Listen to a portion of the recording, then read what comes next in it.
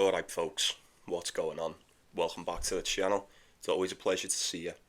Been a couple of days since we last got down, but do not fear, we are most definitely back on business today with the Indian Wells. Been looking forward to this one, I know you have. Got quite a few games to touch on today. I was going to do this last night.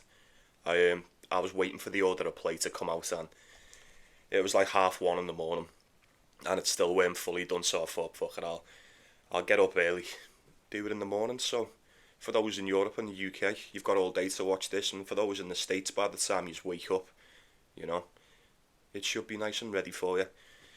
So like the video for me, if you would, get yourself subscribed. If you're not, we continue to grow.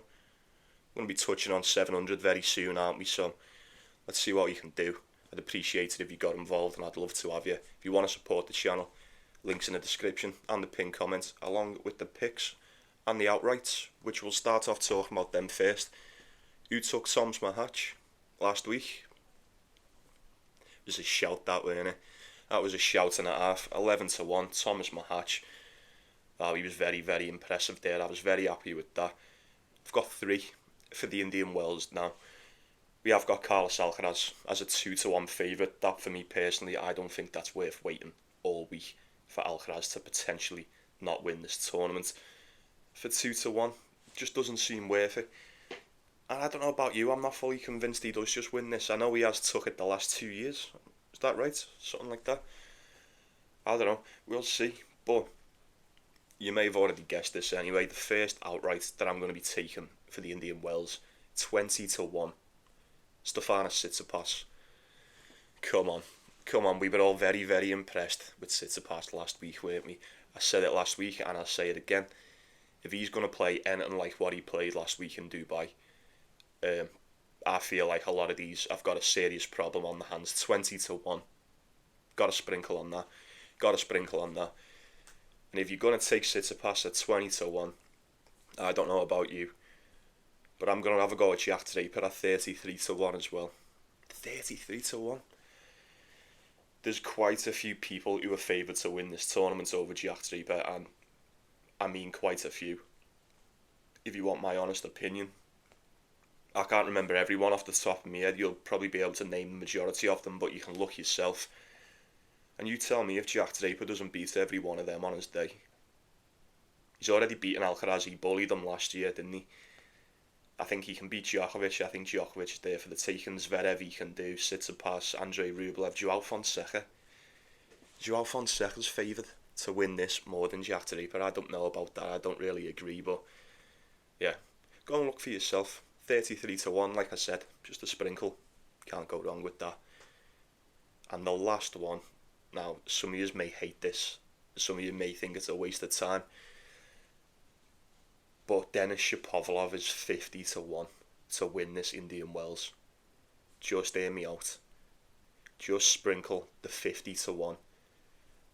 I don't think El Chapo wins this. I would be very, very surprised if he did. I didn't think he was going to win Dallas. And he looked 10 times better than everyone. Even last week, he was playing unbelievable up until the moment that he didn't. If he can keep the unforced errors in check, you know, if he can hold his nerve, I think El Chapo stands a very, very good chance. I think it's a very good dark horse shout. 50-1. There's loads of others littered above. You know, Hugo Humbert, Thomas Mahatch, you know, there's loads. You take your pick. Those 3 for me. I think it just makes the tournament a lot more interesting having something like that on the go. And, you know, it can save you from time to time. It really can. There may come a time if you've got Tsitsipas on the outright, you don't really fancy taking him on the day. You don't need to, because you've still got that riding on him, so food for thought. But I think I'm just going to go with them 3. Like I say, there's loads. It's anyone's, isn't it? It's anyone's game on the day. I fancy Tsitsipas, Draper, or maybe not El Chapo, but at 50-1, I don't think I can help myself, folks. I really don't. So let me know who you're going to be going for. And with that out the way, we'll talk about these games, innit? So first off, we've got Tristan Boer, Alexander Vukich, never played each other before. Head to head.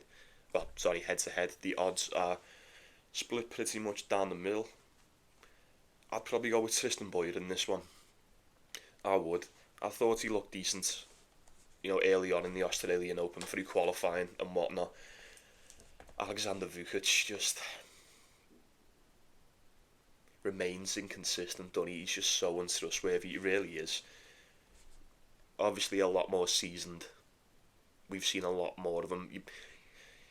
Dare I say, a lot more trustworthy, but he's just not, is he? 3-5 on the hard court this year. Tristan Boyer 6-3. Like I said, he had a fairly decent Australian Open campaign. Ran into Demano in the second round. Was never going to win that. Been beat by Michael Moe. He's won a game against JJ Wolf in qualifying for Delray Beach, and then that's that American lad with the Italian sounding last name. Is it Cassone? Murphy Cassone, something like that. Yeah. And then he's ran into Ethan Quinn and Alex Bolt, got beat by both of them.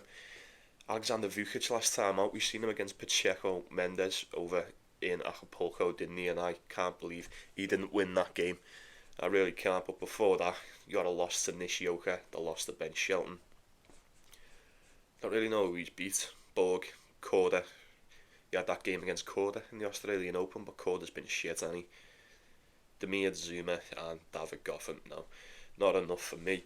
I'd rather just roll the dice on Tristan Boyer in this one. I really would. You've got to admit, for the majority of these Americans, even though it may not necessarily be like a home tournament for them, I imagine they're all more than familiar with these hard courts over in California. So 3 sets, maybe look at the over. I don't know. I don't think Vukich just wins that in straight sets. I'd be surprised if he did. So we'll move on to Sabo-Phil, Alexander Muller. I don't know. This should be really interesting. 2 clay court specialists going at it. I'd probably just go with Alexander Muller, I would. We've seen a little bit more of him this year as opposed to Sabo-Phil, and I think he's been a little bit better. 5-2 on the hard court, 4-3 on the clay. Yeah, the Brazilian 2-3 on the clay, and then 0-1 on the hard court. Yeah, 2-6 so far for Sabo-Phil. Not a chance. Not a chance. Who did I take him against? Laszlo Djere, and he just shot the bed so bad. Hasn't won a game since, been beat by Jaume Munar and Gustavo Hardy. And we've just seen Alexander Muller get beat by Big Foe in Acapulco, but I sort of imagined he would. Fairly decent overall. He has won that title at the start of the year. I'd be going with Alexander Muller. I'm not going to touch it though. Same with this one, Jaume Munar. Nishikori. This is a rough one, this, and a head-to-head is 1-0 to Munar. When was that? Last year on the clay. Very close game. It's a rough one with Nishikori now in it, because if this was like Nishikori pre-injury, there'd probably be no question about it. He is most definitely a lot more trustworthy when it comes to hardcore tennis, but I wouldn't say so anymore. He just hasn't been the same, has he? Hasn't been the same whatsoever. It's the consistency that struggle that concerns me with Nishikori. Jaume Munar, we say it every week. Very, very impressive so far this season. He's won a lot of games that we thought he never stood a chance at winning. And then even the ones that we thought he was going to lose, he's played really, really well. He's took Casper Ruud the distance twice already. 3-2 in the Australian Open, then 2-1 in the semi-finals at Dallas. He's been playing really good. Nishikori's just, he's struggling, man. He's struggling. He barely beat Thiago Monteiro in the Australian Open. He's just beat... Is that Billy Harris? Yeah, Billy Harris. Davis Cup. Not enough, is it? Not enough. I don't think, it's a shame. I don't think we'll ever see Nishikori get back to what he was, and it's probably not a surprise, is it? I mean, he's getting on a bit, isn't he? In tennis terms, anyway. I'd go with Jaume Munar in this one. He's a slight dog. I don't think it's bad. I think he's been just good enough to get past this version of Nishikori. I just couldn't trust him. I just couldn't. And then, oh my god, are these all... Is this a clay tournament? We've got Carballes, Baena, Christopher O'Connell, one sec.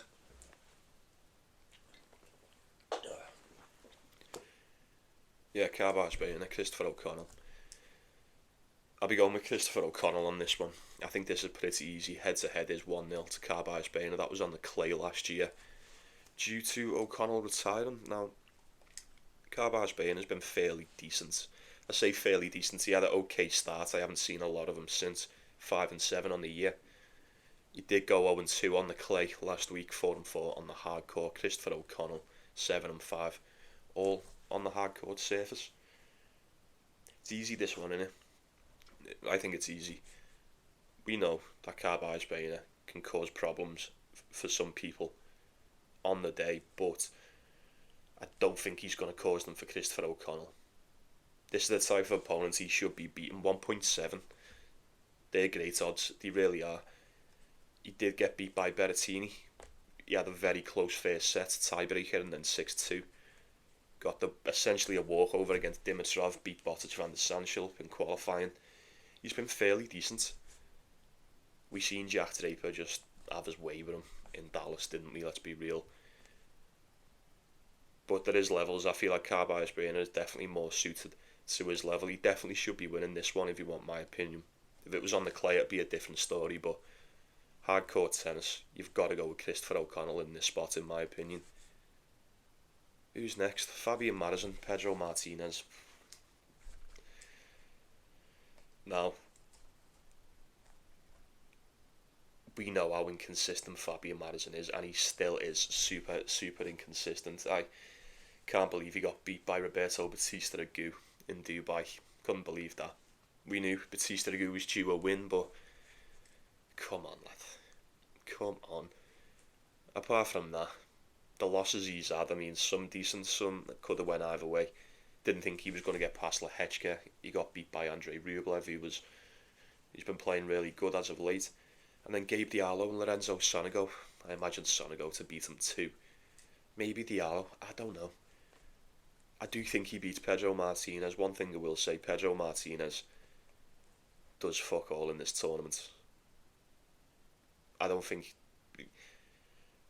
How many wins has he had in this tournament? It's... don't quote me on it, it's not that good.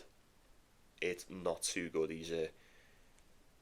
So he got past the first round, 2023, first round, 2022, and then first round again, 2021, but calibre of opponents ain't that great. Fabian Marozsan is most definitely beatable, but you cannot trust Pedro Martinez at the moment. He is on an absolute stinker, if you ask me. 3-game losing streak, once to Cerundolo, Ugo Carballes, and then the other one to Laszlo Djere. Now, Marozsan does not ooze consistent tennis, but you have to admit he is probably a lot better on this surface, and if he turns up, he should get past Pedro Martinez with relative ease. So I'll move on to Kecmanovic and Talon Griekspoor. Have we just seen this? Maybe not, like towards the end of last year, I feel like, yeah. It's going over. It's going over, folks. We don't even need to talk about these Griekspoor matches anymore. Played each other 3 times last year. The head-to-head is 2-1 to Griekspoor. It was 2-1 in Beijing last time out. Tiebreaker in the first. It was 3-2 in Wimbledon last year. A tiebreaker in the second. And then in Herzogenbosch on the grass mid last year, it was 2-1 to Talon Griekspoor, and we had 3 tiebreakers. We just take it over, and we just take a tiebreaker. Don't overthink it. Talon Griekspoor probably beats him, in my opinion. Or does he? I don't know. I think Kecmanovic has been playing just as good, if not a little bit better than Griekspoor, don't you? 10-4 on the hard court as opposed to 4-3. I don't think it's just as cut and dry as Griekspoor gets this one done, and it never is. Out of his last 5 games, he has dropped a set in he's dropped a set in 4 out of the last 5. I think that is 1, 2, 3, 4. Yeah, I wouldn't be surprised if he drops a set against Kecmanovic. I thought he was going to get past Daniel Altmaier in Acapulco, but he just didn't have it. He probably doesn't get past Talon Griekspoor, but we'll wait and see. Take the over, take the tiebreak.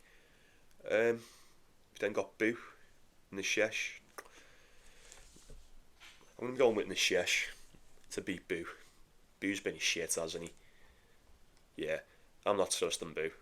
Although you look at the people he's been beat by and you go, Like, can we write him off that much? Got beat by Felix, Taylor Fritz, Zverev, Michelson. There's one to Munar, there's one to Habib, there's one to Struff. He just hasn't been that good. He's been really struggling to start this season off. Beat Daniel Altmaier, Constant Lestienne and Montpellier, and then got it done against Dinky over in Delray Beach. I think the Ziyech has got more than enough to get past Boo. I think he's got more than enough. What are the odds here? 1.5, 1.6. I'll have a bit of that, you know. I'll have a bit of that. I think I'll go for the Ziyech at 1.6. I just think he's better.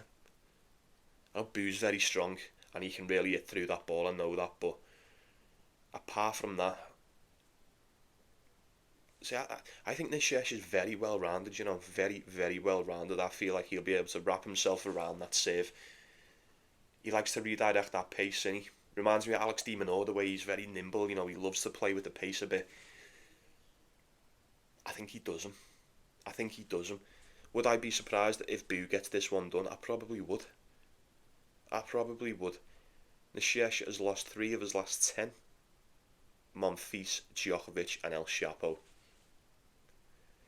No shame in that. No shame in that whatsoever. But who he has beaten: Botic van der Sandschulp, Daniel Altmaier, Comesaña, Tabilo, Alex Michelson, James Duckworth, Pavel Kotov. I think Boo fits in very, very nicely amongst those wins, don't you? I do. I really do. I just don't think this is the game. Don't think this is the game. Nishikori is good to go. Fresh out the box every tournament, Cine.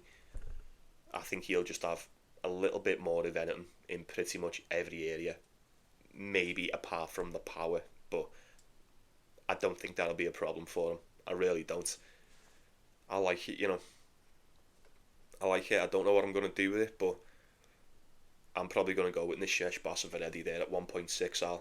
I'll find what I can do with that. But we will move on because I've got to go to work very, very soon. There's not a lot in this first day. I'm sort of looking more forward to tomorrow, day 2 of round 1. We'll get some business done there. But we have got, is that Colton Smith, Flavio Cobolli? I'm not going anywhere near Flavio Cobolli, especially at that price. Is that right? 1.4, 1.3, 1.4 Flavio Cobolli, not a chance. I'll be honest with you, I am a little bit unfamiliar with the game of Colton Smith,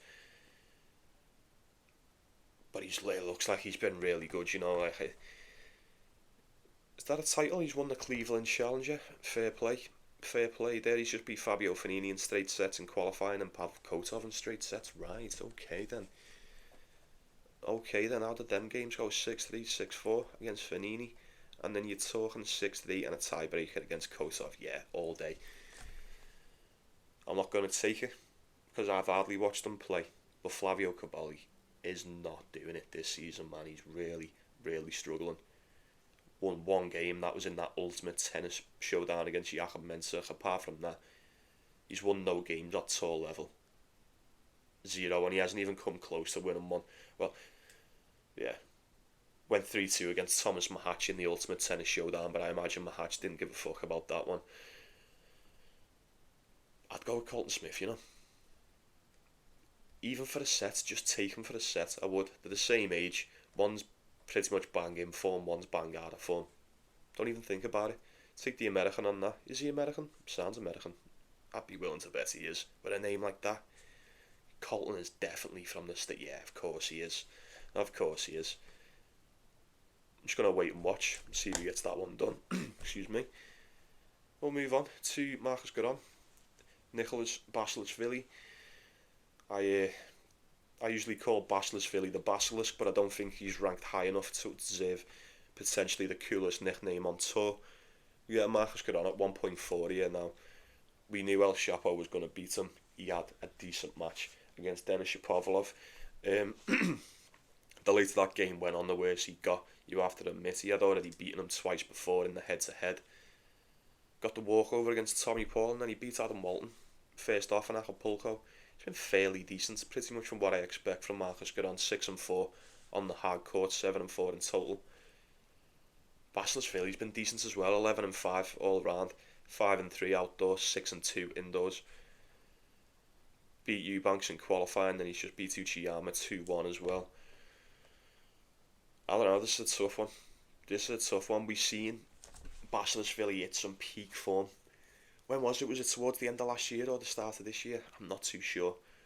Playing some solid games, solid tennis. He's very, very hard to beat on his day.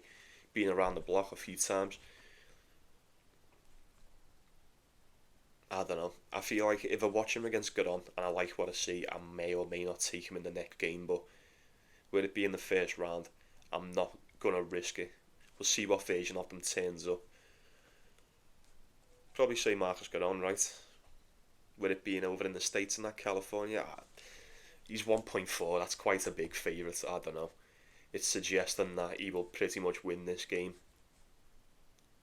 I don't know whether I'm expecting him to, but I feel like that's probably the way I'd go until I know that the Basilisk has just turned up. And then I feel like I may just sprinkle on him for a game or two in the future, but I don't know. Take him for a set. He's good, you know. He was always good. He was always good, and he still is.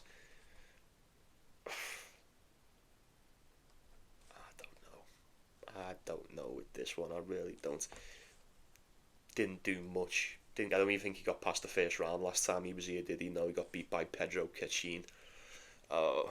That speaks volumes to me. Although it was 2 years ago. No, I'm not having it. Probably just go with Marcus Giron. Berto Batista Agut, Demir de Zuma. Absolutely not. Absolutely not. Not even wasting my time with that. You're getting Batista Agut at 1.6. Do with that what you will. Roman Safulin's playing Riley Pelka. Ooh, this will be a good one. This will be a good one. This probably goes over. Don't it? This probably goes over if you're thinking about it. Pelka 8-4 so far this year. Safulin 2-5. What is that? What is that? And there's only 2 wins for qualifying in Dubai as well. Otto Verton and Nicholas Basilashvili. Absolutely not. I'm just so concerned about the fitness of Riley Pelka. With it being the first round, this is probably the best time to take him, if anything, right? 1.8 as a favourite. That's crying out for you to take him, even just for a set. Roman Safulin has been fucking crap, man. I didn't realise he'd been that bad. I thought he'd done better than that. 2-5. No, I'm sorry, that's bad. That's bad. I don't think he's going to get past Riley Pelka in the first round. Not while he's fully fit and fully fresh. I really don't. 1.8? That's crazy. That's begging me. And I mean begging me to take a Pelka. I don't know whether it's a trap or not, but I don't know. Let me know what you think on that. A Pelka for a set is the perfect parlay piece today. The perfect parlay piece, you'll get that around 1.3. Who else have we got? I'll have to cut this short in a second, I think. We've only got, 3 more. So we'll get the 2 shite ones out the way. We've got Cam Norrie and Luca Nardi, is that? I'd say Cam Norrie probably beats him, but it'd be rather hypocritical of me to go back on what I said on Luca Nardi the past week, didn't I? He's played some very, very impressive sets. Even some very impressive games. He looked decent against Zizou Berg, didn't he? I didn't think he stood a chance against Zizou Berg in the round of 16 in Dubai, but oh shit. He ended up getting into the quarterfinals, had a decent game against Quinton Harris as well. That could have went either way. Cam Norrie's on a 2-game losing streak. Alex Michelsen, Lerner Tien. He's beat 4 of his last 10.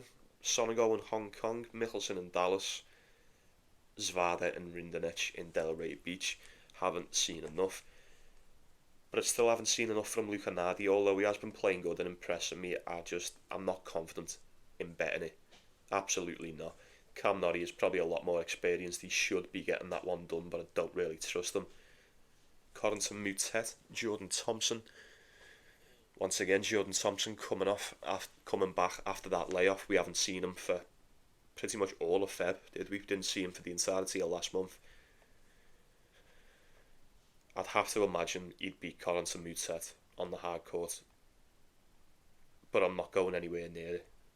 Because Moutet's like that, isn't he? He can mess with you. This guy can fuck with you, he really can. He can play out of his skin when you don't want him to, and then exactly when you need him to play. How he played when he was playing, great. He just can't do it. He's never up to the task. Jordan Thompson's a lot more trustworthy when he's fit.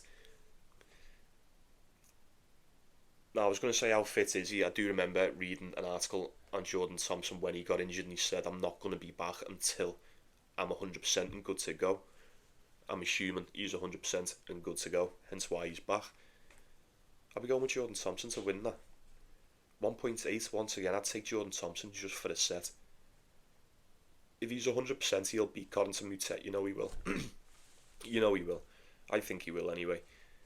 But we'll wrap this up with Zizou Bergs and Ethan Quinn. Odds are split pretty much right down the middle. Is this the Ethan Quinn, like the national... Did he win like the college title thing? Is that what the NCAA is? I don't know. You'll have to let me know. I'm pretty sure it is. Decent on the college circuit, I know that, and he's been quality since. He's been playing really, really good. Gives a look at this. 14-5 this year. 17-7 in total. Great stuff. Great stuff. We like that. Zizou Berg 14-6. Fairly similar. Fairly similar. We know a lot more about, well, I do anyway, I'm a lot more familiar with the game of Zizou Bergs. Although he is prone for a letdown every now and then, not a lot, and it's very rarely, but, you know, that one against Lukanadi was a bit of a letdown in my opinion. I didn't think he'd beat Medvedev, we knew he was going to struggle, he had nothing left. And then the Hugo Humbert game, we knew he stood no chance, but everything besides them, he's been fantastic all season. He's been fantastic for us. He's been one of our main guys, and as far as what we've been betting on, I don't know. Once again, I haven't seen enough of Ethan Quinn, and just looking at it on paper, he looks really good. You know, he looks a lot better than what maybe I'd have given him credit for. So I don't know. Would I be shocked if he beats Zizou Bergs? Maybe not shocked. I think I'd just be pleasantly surprised. You know, I won't be mad if he wins this one. Am I going? No, I'm not going there. If Zizou Bergs couldn't have took a set off Lukanadi and there was no reason for him not to do that, I'd imagine you're going to struggle against a lad who's playing as good as this kid. I don't know. Is he that good? You'll have to let me know. This one's on you. I'm not going to touch this one. It is just a quick one for today. Like I said, I'm off tomorrow. We'll have more time to talk about day 2 when I get home tonight, and probably have a couple of goes tomorrow. I don't know, couple of parlays, something like that. Couple singles. I don't know. I'm just going to ride with the outrights just for today, and then I'm probably going to end up doing something with Nishesh and somebody else, but I haven't decided yet. I'm going to do that while this is uploading. That's going to do us for now, folks. Touching on half an hour. Sound. That'll do. Let's wrap this shit up. For once, I won't be saying good night, I'll be saying good morning. Oh shit. Low battery. That's perfect timing. Very well. Take it easy then, folks. Take care of yourself. Take care of one another. Get involved. Let me know in the comments what are you going for. Best bets, all that stuff. Outright. Don't be shy. Share with the group. We're all interested to know. But right then, like and subscribe. Like and subscribe. Go and have yourself a nice Wednesday. Enjoy the tennis, yeah. Let's go get that cash. See you tomorrow.